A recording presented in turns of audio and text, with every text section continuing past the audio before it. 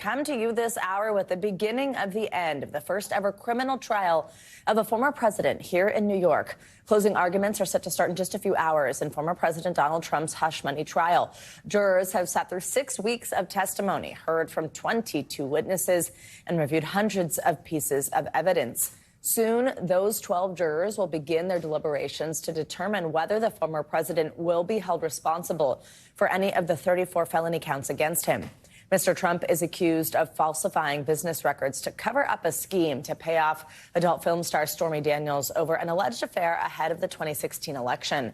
The former president denies all of these allegations. NBC News correspondent Vaughn Hilliard is outside the courthouse in Manhattan for us. Vaughn, good morning. So this is the last chance, really, for both sides, as it always goes. As someone who's been covering this trial, what do you expect to hear from the prosecution and defense today? How long do you think these closing arguments will last? Right after 5 weeks of testimony, Savannah, this is the moment here. Closing arguments where both sides are able to make their final arguments. First up will be the defense for Donald Trump and his attorneys. We're looking at several hours for them to go and make their case to the prosecution that Donald Trump ultimately was somebody who was not intimately involved in the execution of this hush money scheme, that it was Michael Cohen who did it independent of Donald Trump. They will point to this jury and say, look, at what point do you have anybody articulating that Donald Trump ordered the $130,000 payment to Stormy Daniels? The only linchpin to that is Michael Cohen. Now, of course, there are the documents, the actual checks that Donald Trump signed. There are meetings, like at the White House in February 2017, when Michael Cohen visited him in the Oval Office. And Cohen says that that is where they came up and ultimately agreed to pay out those 11 checks over the course of 2017 to reimburse Michael Cohen. But again, it's Michael Cohen's word largely against Donald Trump's. And that's where you're going to have the defense articulate that there is nobody outside of Michael Cohen who should not be a trusted individual. He already pleaded guilty to federal authorities for lying under oath to not only Congress, but also FBI agents.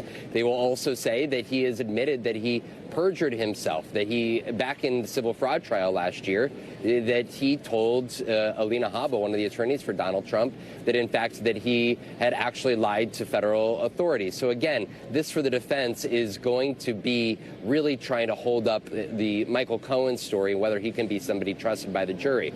On the other hand, when you're looking at the prosecution here, who will follow the defense at the closing arguments most likely this afternoon into the evening, you're going to hear the prosecution tell the jury to use common sense. That you have David Pecker, a longtime friend dating back to the 80s of Donald Trump, who oversaw the National Enquirer's publisher, say that he was called to Trump Tower in August of 2015 with Donald Trump and Michael Cohen, and that's where they hatched this catch and kill scheme. And it was over the course of the next year that David Pecker worked with Michael Cohen to actually execute on that. And that he will also, the prosecution will tell the jury, to look at conversations that others articulated during this testimony that Donald Trump was frustrated when Stormy Daniels and Karen McDougal both went public with their stories. And this is all part of the common sense argument that the prosecution will make to the jury, saying, look, of course Donald Trump had the interest, because not only did he concoct the plan, but he was frustrated when these women's stories started becoming public.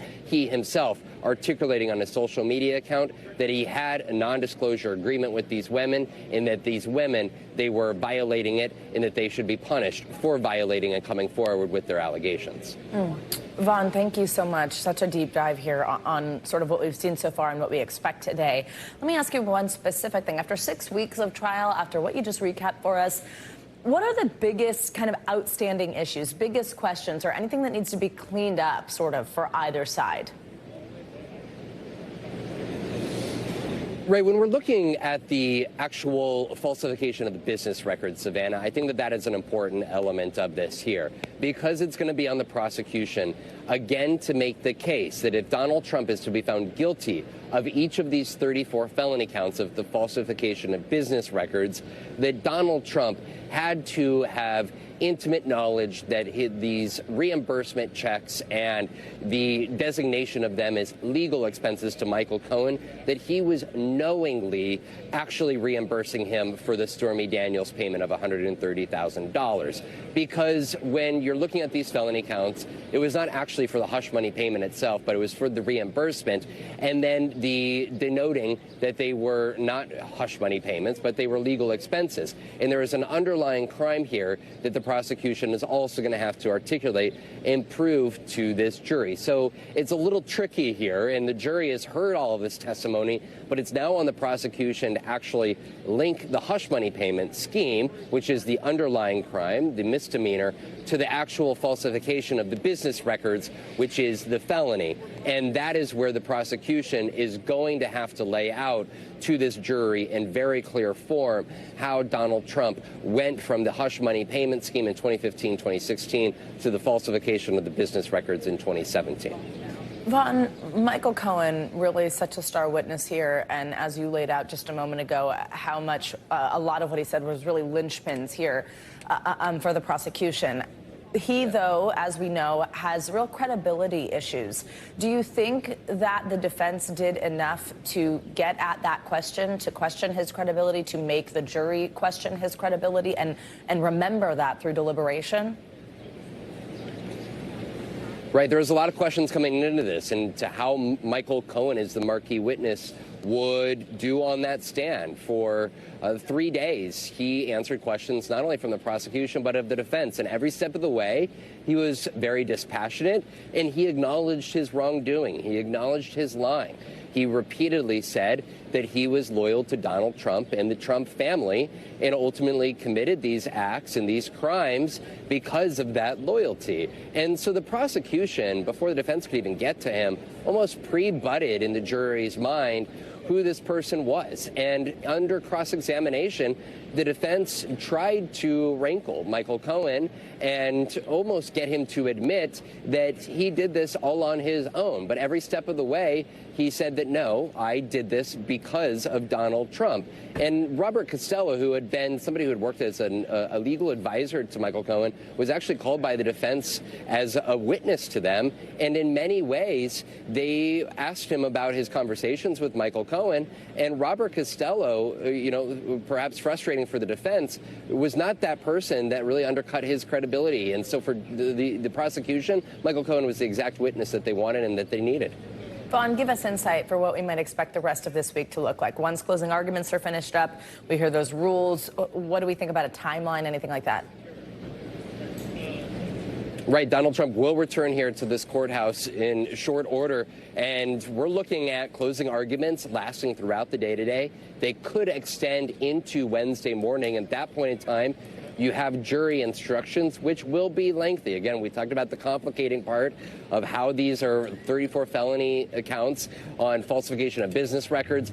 The jury will be given very detailed instructions on what crimes have been alleged and what crimes they are going to have to find Donald Trump either not guilty or guilty of. And after that is when the jury will go into the deliberation. And it could last a matter of 1 hour, or it could last potentially days. And so we're looking at a verdict as soon as this Friday night, but it could very well go into next week. All right, Vaughn Hilliard, as always, we appreciate your reporting. Big few days. We'll be talking to you a lot. Let's turn now to the severe weather that battered the Midwest and parts of the South over the holiday weekend. At least 24 people are now dead after the storm stretched from Texas to New England. The weekend storms brought more than 70 reported tornadoes. And those destructive systems barreled east, drenching New York City and snarling travel at some New York airports. NBC News correspondent Maggie Vespa has the latest. Hey, good morning. Millions of Americans across the country once again waking up to jaw-dropping damage like this. Look at this house. Family telling us a couple in their 90s rode out a tornado here Sunday night, sitting on that bed because they couldn't make it down to their basement in time. Miraculously, family tells us they actually are okay. They survived that storm. Overall, it was a stunning holiday weekend. More than 70 reported tornadoes at this point, touching down across close to 15 states. The death count overnight rising again. We are now at 24 people total killed, 5 here in Kentucky alone. That's according to the state's governor, who said one reported twister was on the ground here in Kentucky for close to 40 miles. We also once again saw intense damage across the plains, states like Oklahoma, Arkansas, Texas. The White House confirming the president was on the phone with governors overnight, promising federal help.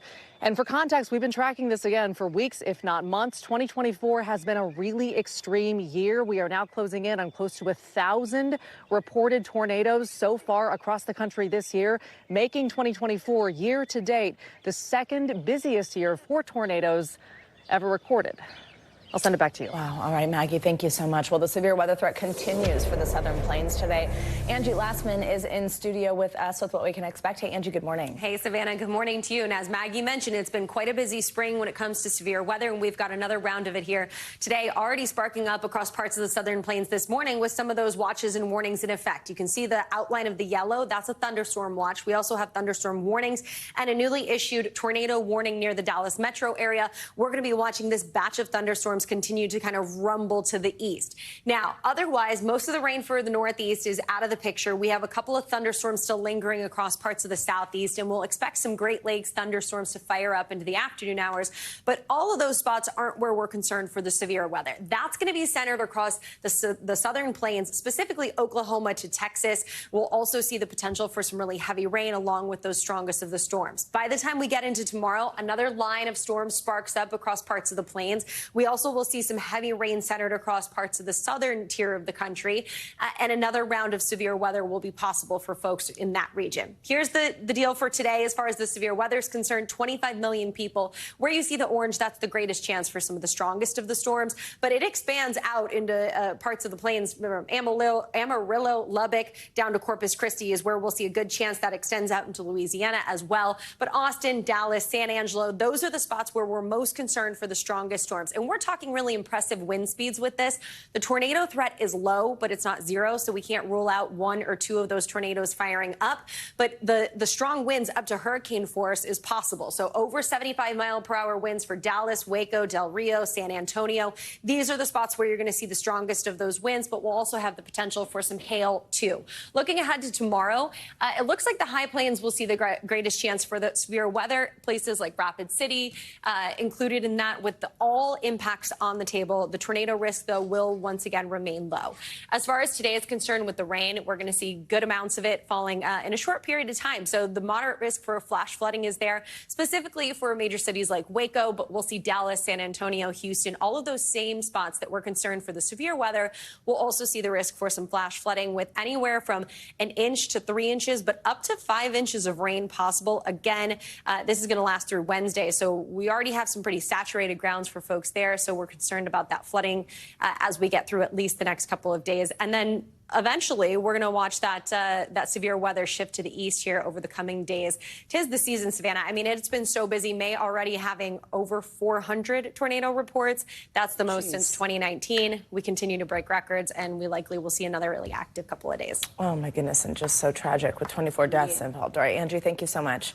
Well, the criminal trial of New Jersey Senator Bob Menendez is set to resume today in Manhattan federal court after a week-long break.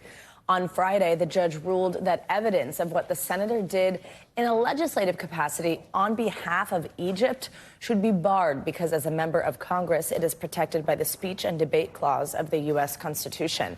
Well, Menendez faces 16 criminal counts for allegedly using his position in Congress to benefit several businessmen as well as the governments of Egypt and Qatar in exchange for hundreds of thousands of dollars in bribes, including bars of gold. Menendez and his co-defendants have pleaded not guilty.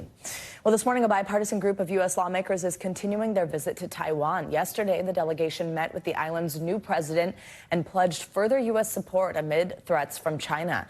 NBC News Capitol Hill correspondent Ryan Nobles is the only broadcast network reporter traveling with the delegation, and he has the latest for us. The message from Washington to Taipei is crystal clear. We love Taiwan. The first words from House Foreign Affairs Chairman Mike McCall to the island's new president, Lai Ching-te. Taiwan is self-governed, but China claims it as part of its territory. China reacted to Lai's swearing in by moving warships and fighter jets close to Taiwan's shores and warned American leaders not to go to Taiwan. But you came anyway. Why? Because we support Taiwan. We support freedom and democracy against dictatorships like the one that's very close to where we're sitting right now, the People's Republic of China. China's aggressive posture has American leaders worried. The U.S. is investing billions of dollars to fortify Taiwan's military with the goal of deterring an attack. But inside this flower market in downtown Taipei, there are little signs of anxiety, with most shoppers telling us that they are happy with the status quo. China had military exercises this week. Does that ever worry you? Not much, because that's almost become a part of our daily life.